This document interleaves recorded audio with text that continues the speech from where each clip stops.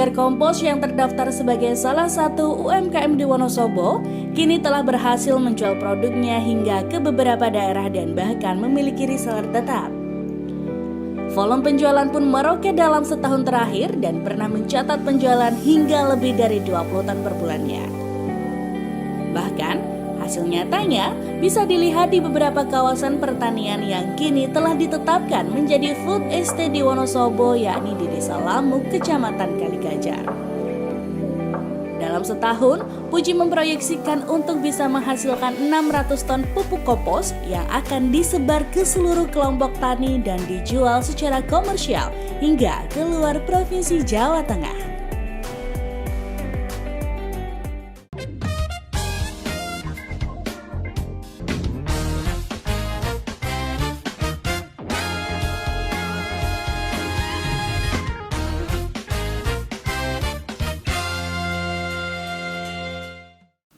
Dua ton dalam satu bulan berarti sekitar 60 ton dalam satu bulan 60 ton.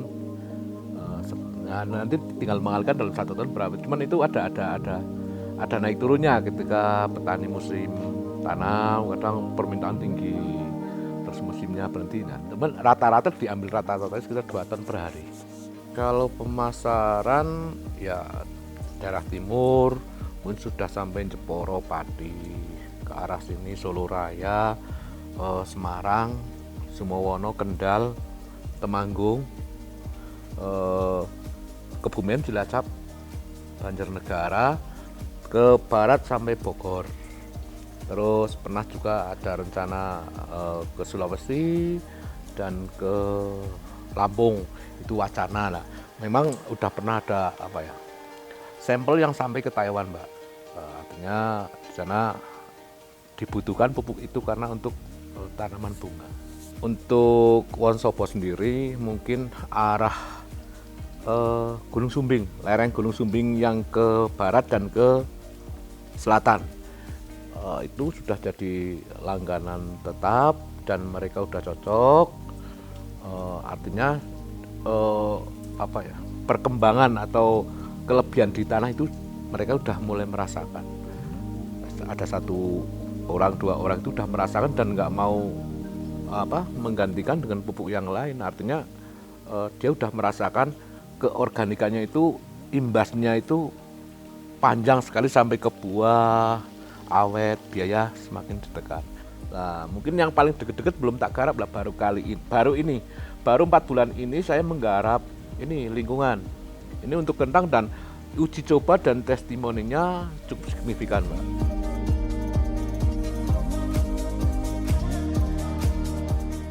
Ya pertama kita ngobrol perlahan, kita buka pola pikir mindset organik itu sebenarnya apa sih kehebatannya, kekurangannya, jangka panjangnya, seperti apa sih lah. Setelah ada pembelajaran dikit tersentuh, terus kita trial, kita coba, ini ada barang dicoba, coba perkembangannya seperti apa, bagus.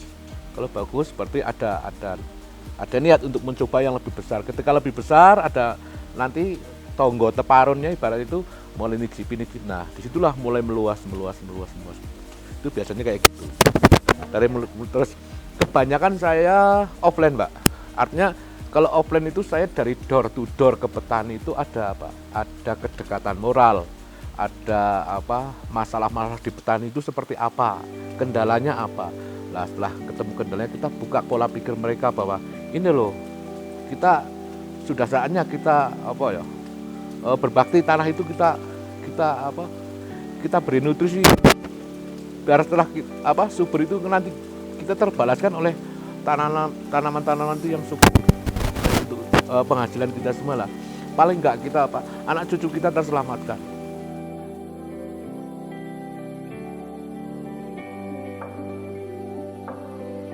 Semalam saya pulang jam 12 karena ada acara seperti ini, saya buru-buru pulang karena saya biasa, Mbak, kalau kita dengan petani bicara masalah pupuk sampai pagi pun nggak terasa.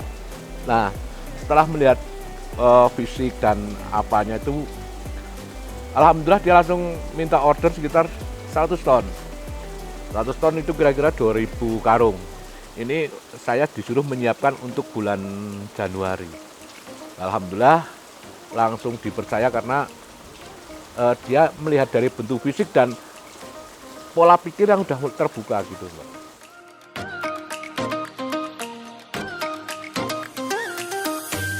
Artinya gini, Mbak, kita bertemu petani itu dengan karakter yang berbeda-beda lah. Artinya sini pakai kadang rasa jenuh, ganti, kadang sini naik, tahun ini sini yang naik, tahun ini ya. Jadi nggak tentu, artinya ya naik tapi nggak tentu gitu loh. Cuman karena ini untuk mengolah tanah itu kan bukan perkara yang mudah, Mbak. Kita menyuruh orang untuk nih membelah tanah itu bukan perkara mudah. Jadi kadang apa ya, sebulan cuma dapat 1, sebulan kadang 3 sekalian. Artinya untuk mari bareng-bareng mengelola bumi ini itu sangat sulit. Jadi butuh pendekatan moral dan apa ya, alasan yang tepat.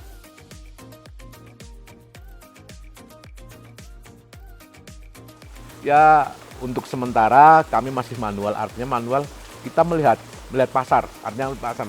Ketika ini kebutuhan mulai naik, ini harus biasanya 6 bulan. 6 bulan itu udah siap panen lah ibaratnya. Pupuk ini siap panen 6 bulan. Cuman sebelum 6 bulan kok udah ada order, berarti kita langsung apa ya, percepat dengan fermentasi itu. Tapi kalau misalkan slow respon, ya kita biarkan semprot udah ditinggal gitu aja. Artinya di sini produksi itu melihat kapasitas keluarnya gitu. Lah dari proses pertama kayak tadi itu udah masuk udah semprot, kita biarkan. Alhamdulillah sini juga nggak kena hujan, nggak kena panas, jadi sangat alami lah. Jadi untuk perkembangan mikroba itu alami banget. Lah sampai titik misalkan 4 bulan kita ambil, kalau ketika amonia keluar masih bau ya kita belum berani garap. Tapi ketika udah remah, adem, yuk kita garap.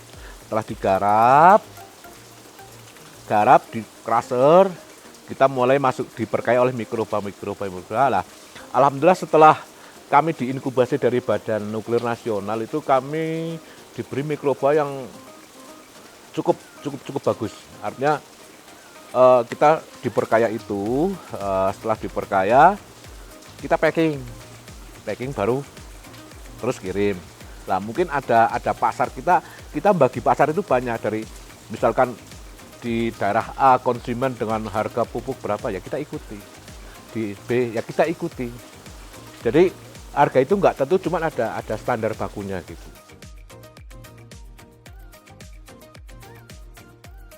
Kalau lokal sendiri kami jangankan untuk beli mahal ya, Mbak, mau memakai dan membuktikan aja kami udah rasanya udah ada kebahagiaan tersendiri. Artinya satu generasi terselamatkan. Seandainya kita punya 100 atau 1000 orang yang mau berorganik, mau mengolah tanah kembali, berbakti kepada tanah, berarti 1000 generasi ke depan, 10 tahun, 20 tahun yang akan datang insya Allah terselamatkan. Nah, mungkin kalau untuk lokal mungkin saya nggak menghitung begitu apa ya, kayak transport itu nggak tak pikirkan. Artinya dia pakai udah kita buktikan aja barang-barang itu udah kebahagiaan tersendiri lah. Untuk mungkin kelas lokal Wonosobo ya angka murah meriah lah, melihat pupuk-pupuk yang biasa mereka jual itu harganya berapa ya, media kita itu bersaing di angka-angka itu. Terus mungkin untuk keluar kota misalkan ke Semarang, Kendal, Purwokerto mungkin juga ngikuti pasar sana. Artinya di sana misalkan 1 kilo itu mencapai 1.700. Ya mau go reseller kita, beli kita paling-paling ya sekitar 750. Dah 750 ke tempat jenengan, silahkan repacking. Itu artinya mereka untung, kita untung, berjalan semua.